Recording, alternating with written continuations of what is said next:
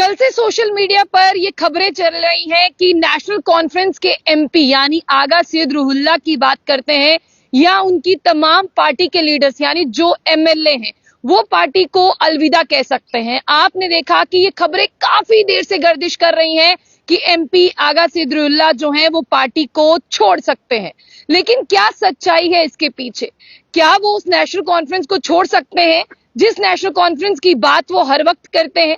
हालांकि वो पार्टी में रहते हैं और पार्टी की जितनी भी पॉलिसीज हैं उन्हें लेकर बात करते हैं, लेकिन उन्होंने आज तक अपने एक भी स्टेटमेंट में ऐसा कभी नहीं कहा कि वो पार्टी को अलविदा कहेंगे या वो पार्टी से खुश नहीं है या वो जिस तरह से सीएम उमर अब्दुल्ला की बात करते हैं उनसे खुश नहीं है।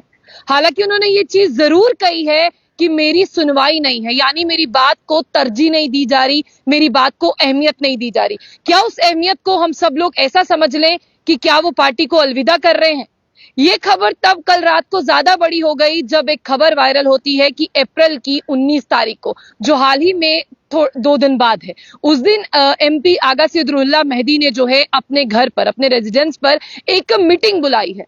उस मीटिंग का क्या लोगों ने जो है वो आपको बता दें कि सोल्यूशन निकाला या कंक्रीट निकाला कि शायद आगा सैयद रुहुल्लाह जो है वो पार्टी को अलविदा कह सकते हैं, वो उस पार्टी को छोड़ सकते हैं जिस पार्टी से वो जीत कर एमपी बने हैं।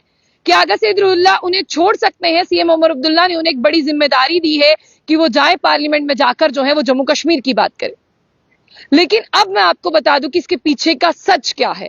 अप्रैल की 19 तारीख को आगा सैयद रुहुल्लाह क्या बात करने वाले हैं और अगर उन्होंने अपने घर पर मीटिंग बुलाई है उस मीटिंग में क्या होने वाला है। पहले 2 बातें यहां पर आपको समझनी होगी कि आगा सैयद रुहुल्लाह और उमर अब्दुल्ला के बीच में जो आपको डिफरेंसेस हैं वो आपको शायद सोशल मीडिया पर दिखाई देते होंगे, लेकिन जब भी उमर अब्दुल्ला से बात हुई आगा सैयद रुहुल्लाह के बारे में या आगा सैयद रुहुल्लाह से बात हुई उमर अब्दुल्ला के बारे में, उन्होंने कहा कि कोई रिफ्ट नहीं है हमारे बीच, हमारी पार्टी स्मूथली चल रही है और हम एक दूसरे की बात को सुनते हैं, समझते हैं और सोशल मीडिया लीडर हम नहीं है कि अगर हमने बात की तो हम उसके बारे में सोशल मीडिया पर जो है वो फोटो अपलोड कर दें या सोशल मीडिया पर जो उसके बारे में बताएं। अब आती है बात कि अप्रैल की 19 तारीख को क्या होने वाला है, किसे लेकर आगा सैयद रुहुल्लाह ने जो है वो मीटिंग बुलाई है।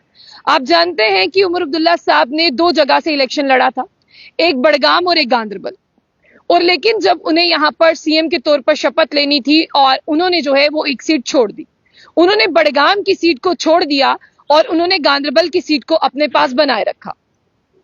लेकिन अब जो 19 तारीख को उनके रेजिडेंस पर ये जो क्रूशियल मीटिंग होने वाली है जिसमें तमाम विधायक भी होंगे और इसे अटेंड करेंगे 27 ब्लॉक प्रेसिडेंट, कॉन्स्टिट्यूंसी के हेड और विलेज प्रेसिडेंट जो है वो इसे हेड करेंगे। ये चुनावों को लेकर होने वाली है। आप भी देख रहे हैं कि बड़गाम में जो है वो दोबारा से इलेक्शन होने हैं और जिस तरह से हमारे जम्मू के नगरोटा में जो है वो इलेक्शन होने हैं, उसी को लेकर आगा सैयद रुहुल्लाह जो है वो मीटिंग लेंगे।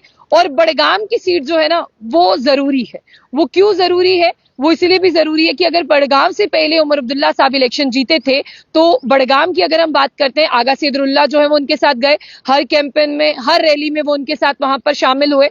अब लोगों का ये कहना कि आगा सैयद रुहुल्लाह मेहदी जो है वो छोड़ सकते हैं। हालांकि देखिए उन्होंने यहाँ पर रिजर्वेशन को लेकर जो है वो प्रोटेस्ट किया, जो बच्चों को उन्होंने ज्वाइन किया। उन्होंने ये भी कहा कि देखिए हमारी सरकार जीत कर आई है, हमारे पास बात करने का मौका है, तो हमें जनरल कैटेगरी के लिए बात करनी है, जिस बात को उन्होंने किया। लेकिन क्या सिर्फ और सिर्फ आगा सैयद रुहुल्लाह ने उस प्रोटेस्ट को ज्वाइन किया?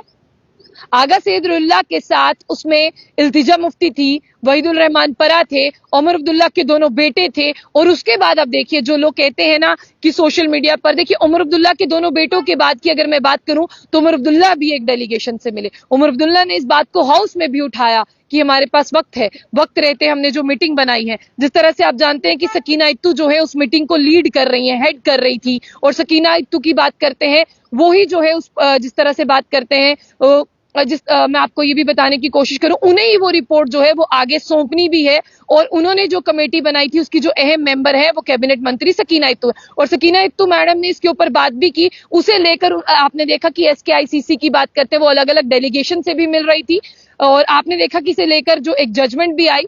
लेकिन फिलहाल आपको ये समझना होगा कि जम्मू कश्मीर के लोग जो समझते हैं कि इस पर जो है वो बात नहीं हो रही है, ऐसा नहीं है, बात नहीं हो रही है।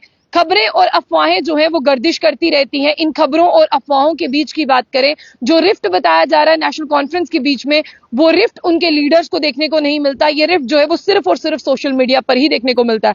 फिलहाल जितने भी लोग मेरे साथ हैं, मैं उन लोगों को बता दूं कि ये जो खबर है, ये नेशनल कॉन्फ्रेंस का रिफ्ट जो सिर्फ आपको सोशल मीडिया पर दिखाई देता है। अगर हम कभी भी किसी एमएलए से बात करते हैं, वो कहता है नहीं, हम उमर अब्दुल्ला साहब के साथ है, हमारी बात हुई है, हम इस बात पर ही चर्चा कर रहे हैं। उसी तरह से आगा सिद्रुल्लाह मेहदी भी कहते हैं कि हम इसी बारे में बात कर रहे हैं। तो फिर ये रिफ्ट सिर्फ सोशल मीडिया पर क्यों दिखाई देता है? और जब तक वो मीटिंग नहीं हो जाती, उस मीटिंग के हवाले से अभी कहना बहुत मुनासिब नहीं होगा। जब वो मीटिंग होगी आपको बताएंगे, लेकिन बड़गाम चुनावों को लेकर वो मीटिंग जो है वो होने वाली है। फिलहाल आप लोगों की क्या राय है, और अगर आप लोगों को लगता है कि रिफ्ट है, तो हमारे इस चैनल पर दिए गए नंबर पर आप हमसे कांटेक्ट कर सकते हैं, तो आप हमसे बात भी कर सकते हैं। जाने से पहले जुमला न्यूज़ को लाइक और फॉलो करना ना भूलें।